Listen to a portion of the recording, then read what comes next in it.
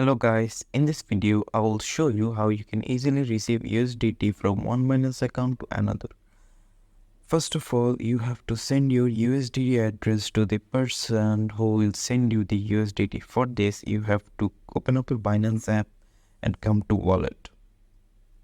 Then click on USDT. Then you have to click on deposit.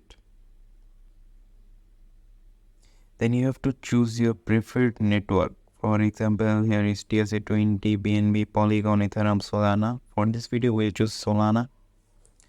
And we have to copy the deposit address from here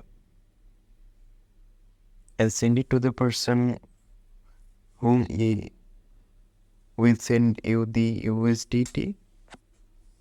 After he receive your USDT address, he just have to come to his Binance app and come to wallet, USDT, and click on the withdraw option, send via crypto network.